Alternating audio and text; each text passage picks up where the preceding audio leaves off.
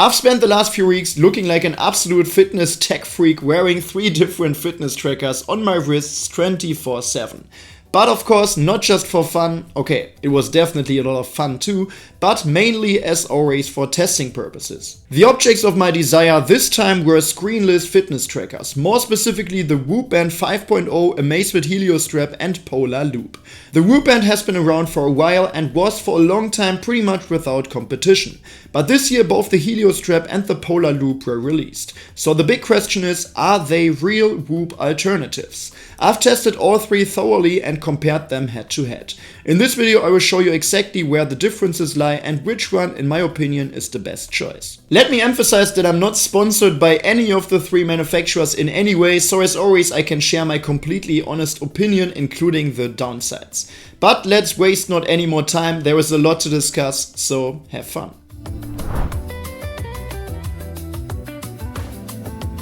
Let's first clear up the pricing because these 3 take very different approaches. The Whoop Band itself is basically free, but you pay an annual subscription. I'm using the Whoop 5.0 and there are 3 membership tiers called One with $199 a year, Peak with $239 per year, and Live, which is $359 per year. The main difference between them lies in the health metrics that are tracked, which we'll get into in detail later. The more expensive plans include things like biological age, blood pressure measurement, and even ECG.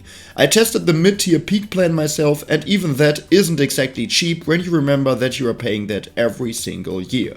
The Amazfit Helio Strap, on the other hand, comes with no subscription fees and costs a one-time $99. That's about half the price of the cheapest Whoop plan per year. The Polar Loop also requires only a one-time payment, though here it's $199.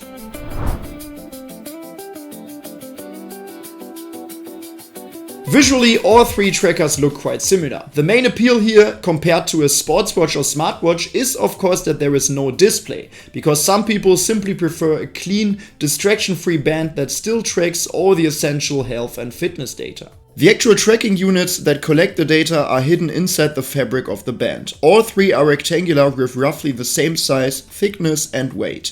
Each manufacturer provides its own band. With Whoop you actually get a higher quality strap if you choose one of the more expensive memberships. You can also pay extra to get the premium bands with the cheaper plan. Mine here is the standard core knit band, which only comes in black. The clasp mechanism folds the strap over the tracker and the metal housing around it gives everything a sleek and premium look. I find the Whoop Band fits the wrist extremely well, it slips around the least of all 3 trackers and is very comfortable to wear.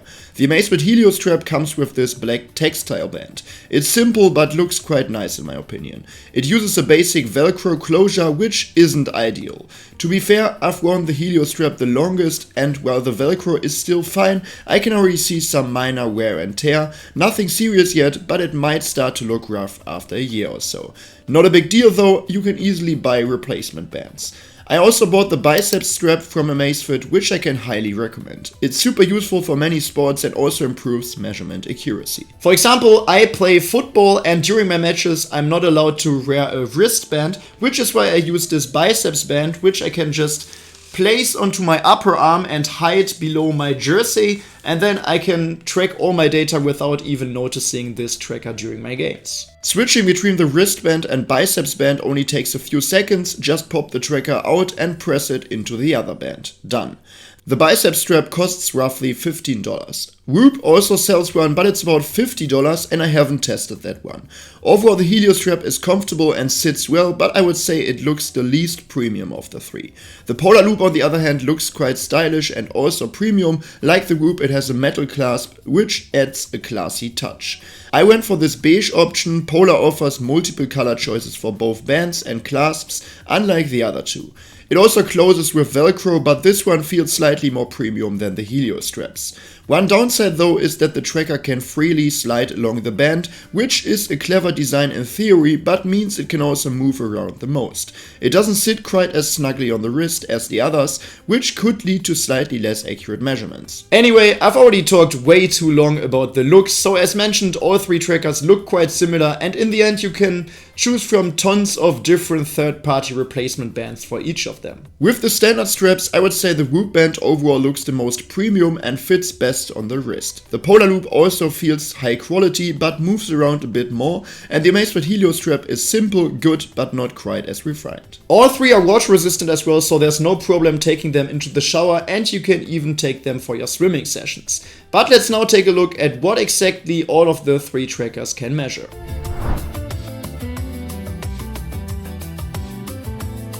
All three are screenless fitness trackers, meaning that you'll find all the track data and statistics inside the respective apps. Let's go through each of the apps one by one before we then dive into the data in more depth and compare the results. Let's start with Whoop. This is what the main screen of the app looks like. I'm using an iPhone here, by the way, so you're seeing the iOS version. The Android version may look slightly different, but the functionality is essentially the same. All three trackers are, of course, compatible with both iOS and Android. For sleep, Whoop gives you a score between 0 and 100%, and you can see exactly how that value is calculated. It's based partly on how many hours you actually slept and how that compares to the number of hours your body needed based on the previous day's strain.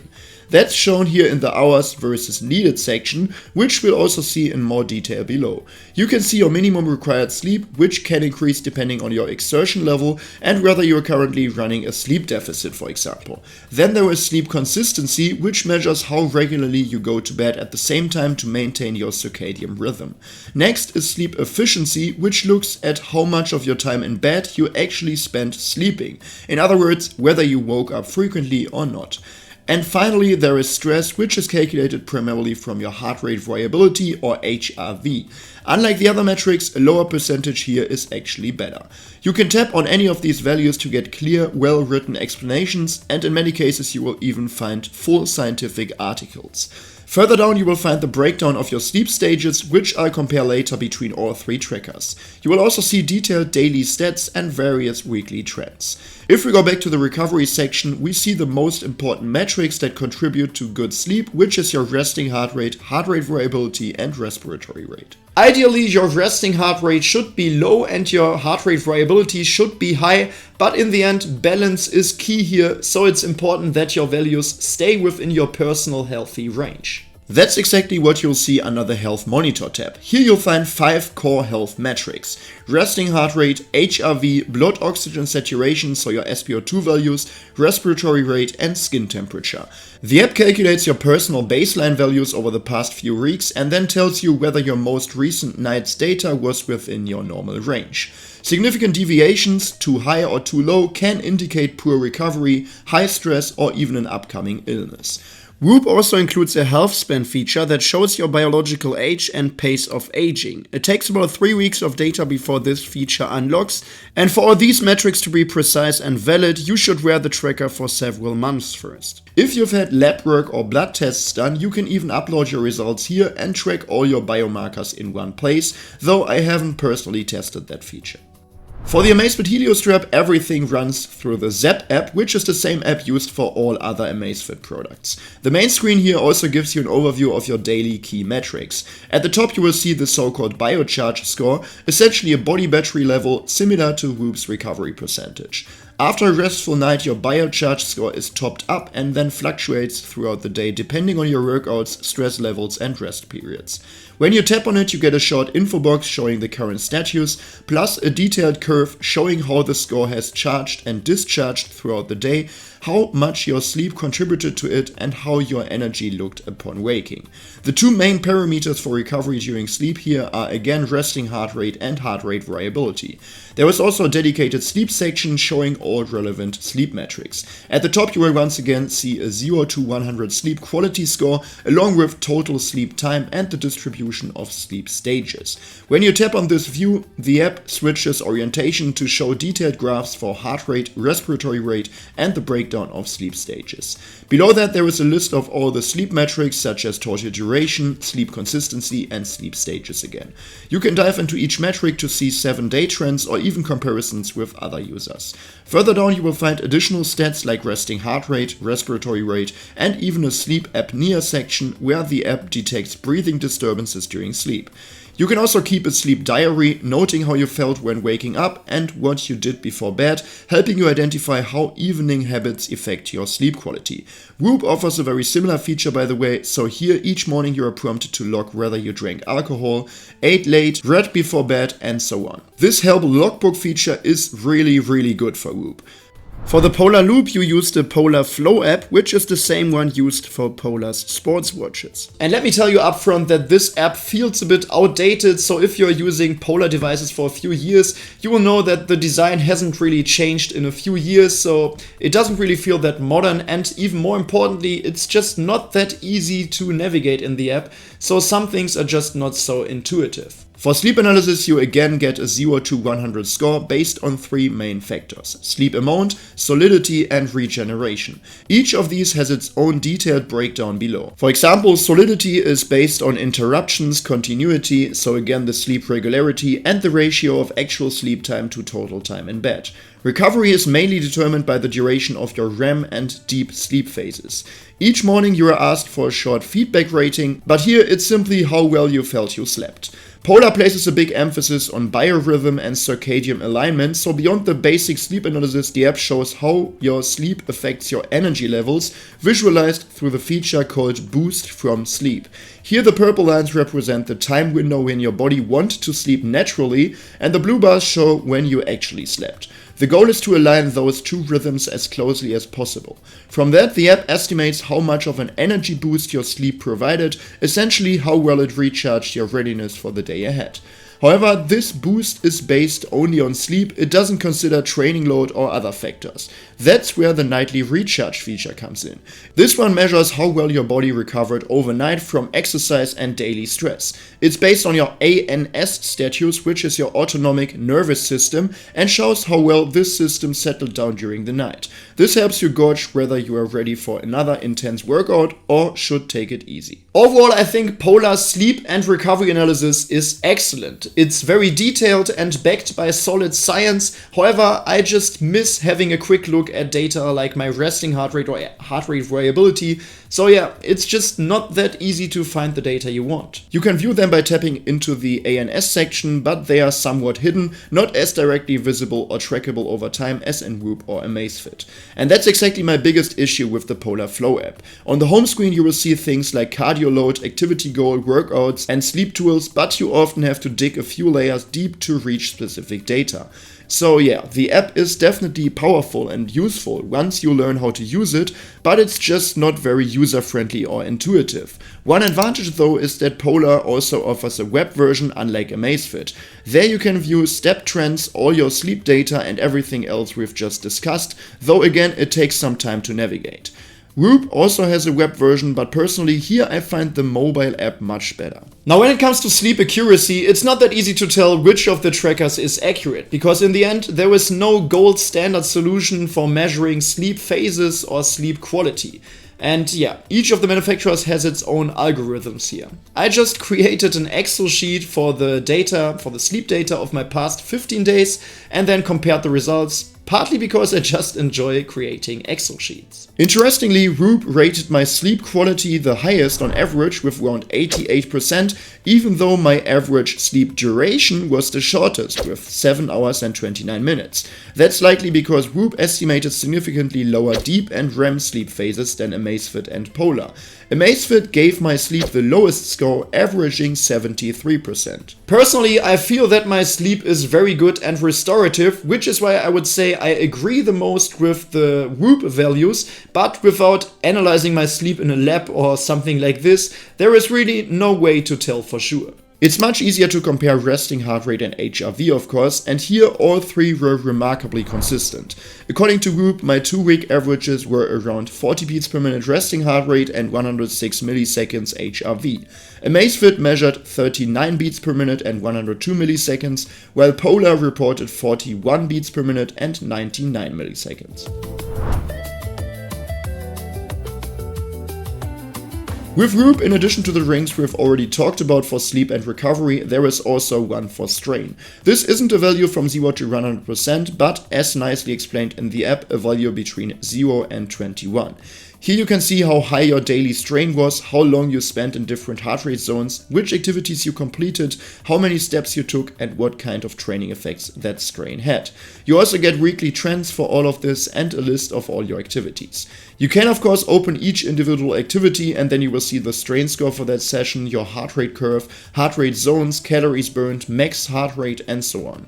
At the bottom of the home screen you also get a comparison of strain and recovery. If your strain is extremely high every single day but your recovery is consistently low, that will eventually lead to overtraining. All of this is explained in the app so you can better manage your training intensity in the long term. Whoop can also estimate your VO2 max, which is your maximum oxygen uptake, which is also a very important fitness marker. I've already made a very detailed video on VO2 max where I also had it measured in a lab, and I've also linked that video in the description. Whoop estimates VO2 max using your resting heart rate variability, your activities, and your demographic data.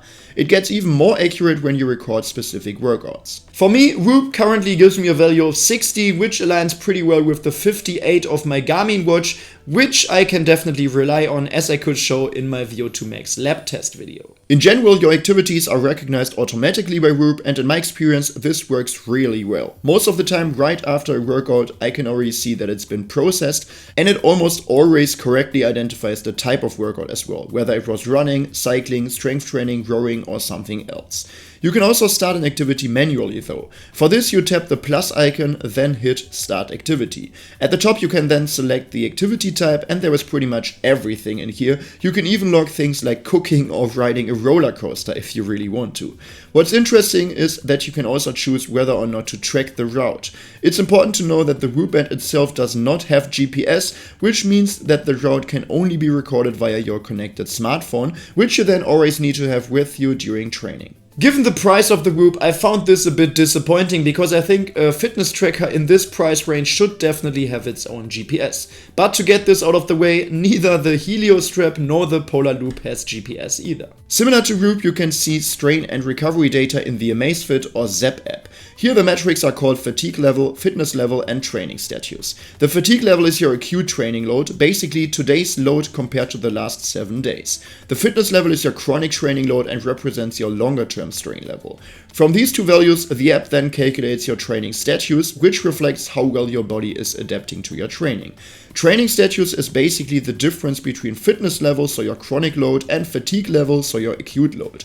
If your training status is around 0, your current training load is balanced and similar to your usual level. If it's higher, your training is currently relatively easy or lighter, and if it's in the negative range, your current load is higher than usual. The ideal range is a slight negative because that's where you're pushing your body enough to make progress without overreaching.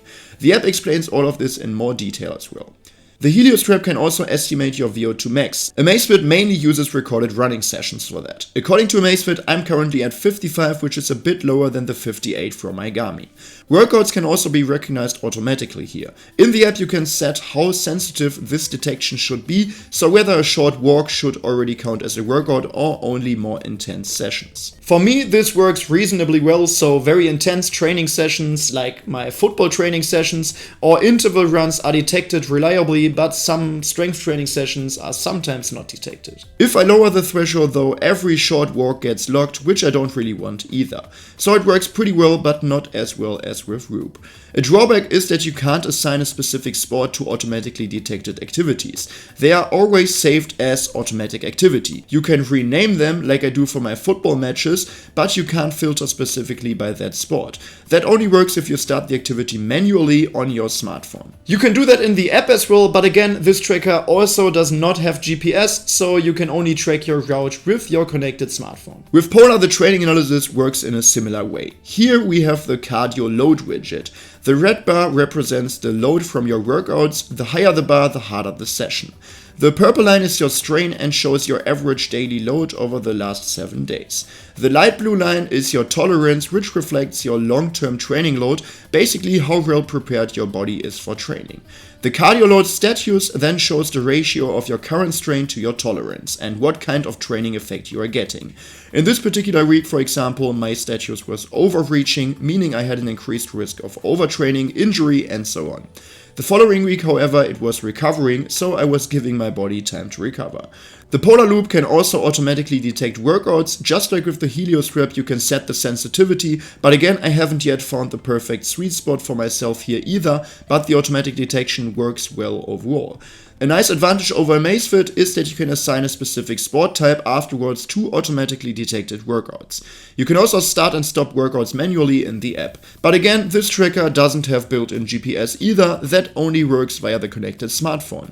After workout, you can see your heart rate data, calories burned, some graphs, and your cardio load, so as mentioned, how taxing this workout was on your cardiovascular system. During interval sessions, for example, the cardio load is much higher than during strength training or an easy jog.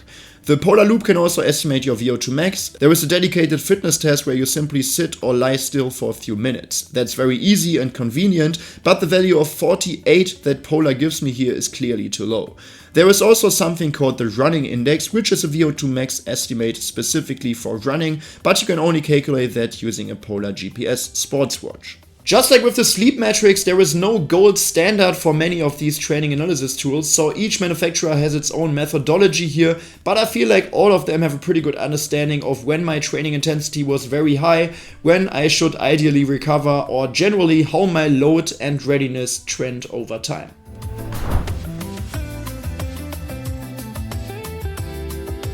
In the Whoop app, there is a community section with various groups, and under the so-called strength trainer, you will also find a whole range of workouts from some really big name coaches, including Michael Phelps, Jesse James West, Virgil van Dijk, and many more.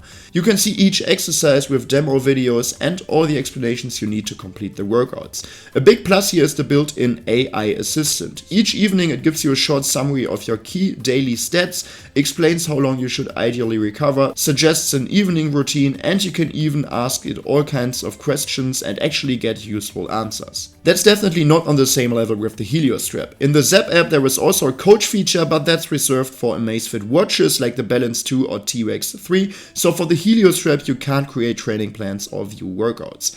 A possible add-on though is Zap Aura, essentially a premium sleep tool that includes a more detailed sleep analysis, an AI-powered sleep coach, sleep music, meditations, and so on. It costs an extra $25 per year, so about $2 per month, but I haven't tested it in depth. Some tracks and background sounds are also available for free. However, there is no community section in this app. With Polar, you can create a running program in the web version. You choose the distance, how many times per week you want or can train, and your current fitness level. Then a personalized plan with various workouts is generated, which you can also view in the mobile app. There is also a season planner which helps you organize training across an entire season. In addition, Polar offers a fitness program with a personalized training plan, individual feedback, tips, and so on, but that costs an additional $9.99 per month, and I haven't tested that one either. In the web version, you will also find a community area where you can join groups or follow specific people.